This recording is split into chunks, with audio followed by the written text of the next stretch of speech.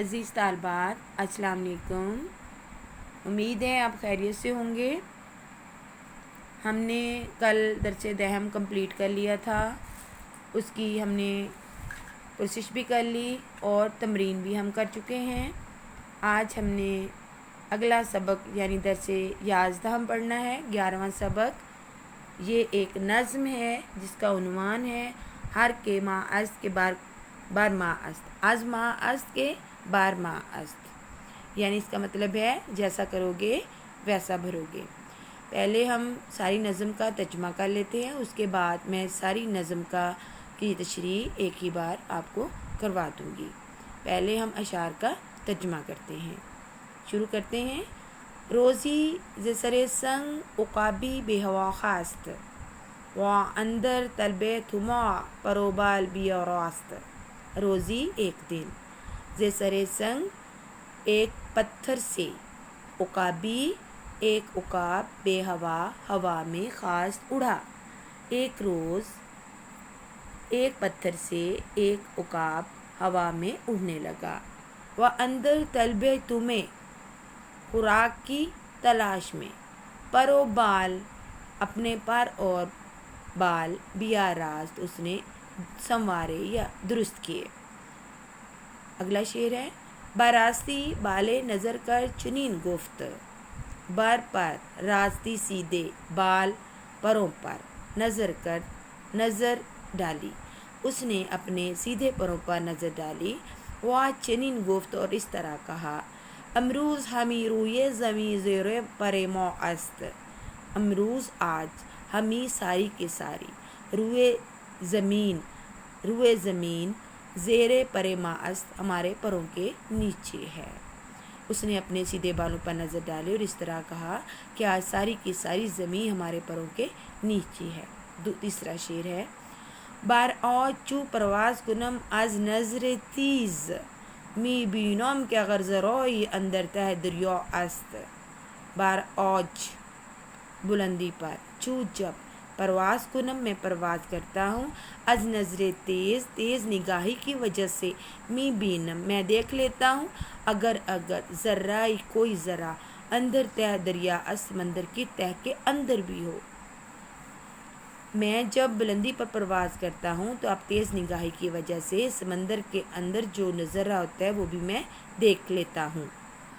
گر بر سری خاشاک یکی پوشے بے جنبت، جنبدن ان پوشے ایا در نظر ما است۔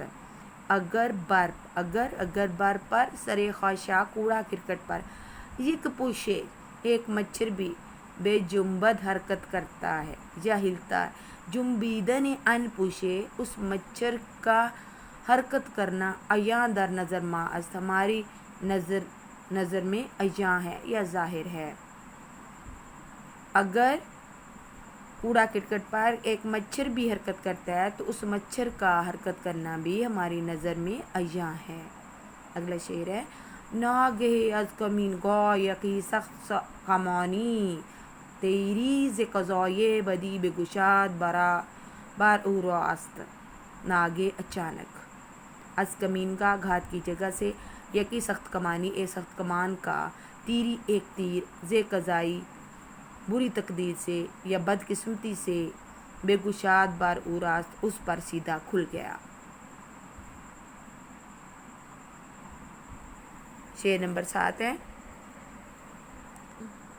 شعر نمبر 7 ہے۔ برخاک بیفتاد و بغلطی چو ماہی، وانگا پرے خویش گشادہ چھپو را است۔ برخاک بیفتاد، مٹی پر، بیفتاد وہ گر پڑا، و بغلطی تو تڑپنے لگا، چو طرح ماہی مچھلی کی طرح، وہ خاک پر گر پڑا اور مچھلی کی طرح تڑپنے لگا۔ وانگا پھر، وانگا اور پھر نگاہ ڈالی، پرے خویش گشاد از چپو از راست دائیں بائیں پڑے ہوئے پروں پر، پھر اس نے اپنے دائیں بائیں پڑے ہوئے پروں پر نگاہ ڈالی۔ نمبر 8 ہے۔ زی تیرے نگاہ کرد و پرے خویش برودیت، اس نے تیر کی طرف نگاہ کی، و پرے خویش برودیت اپنے پر کو اس کے اوپر دیکھا، گفتہ اس نے کہا، زیک نعلیم میں کس پر आहोजारी करूं कि आजमाश के बारमा जो हमसे है वो हम पर है, यानी जैसा करोगे वैसा भरोगे। अब इसकी तशरीह कर लेते हैं। ये नज़म बड़ी सबक आमोज़ है। इसके दो नतीजे निकलते हैं, जैसा करोगे वैसा भरोगे, और ये भी है कि गरूर का सर नीचा। यानी ये एक नज़म के ज़रिए बताया गया है कि किस तरह जो है अल्लाह पाक को गरूर नापसंद है, कि किस तरह एक उकाब जो है वो एक पत्थर के चोटी से ऊपर उड़ा खुराक की तलाश में। फिर उसने जब अपने प्यारे खूबसूरत परों को देखा तो उसे गरूर उसके अंदर आया। उसने कहा कि मैं जो है मेरे पर कितने खूबसूरत हैं, और फिर उसने अपनी नज़र की तरफ देखा कि मेरी नज़र जो है वो कितनी तेज़ है कि जो समंदर की तह में होता है वो भी देख लेती है।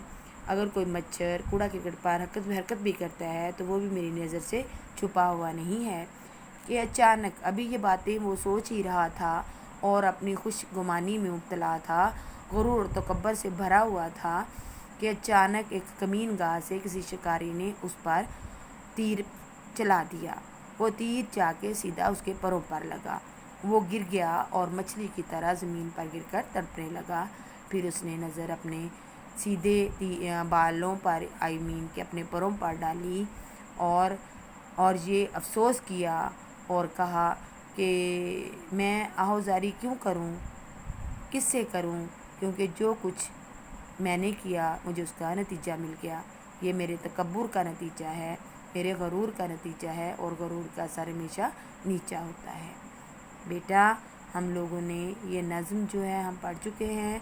इंशाअल्लाह ताला कल जो है हम इसकी कोशिश भी करेंगे और तमरीन भी करेंगे। उम्मीद है आपको समझ आ गई होगी।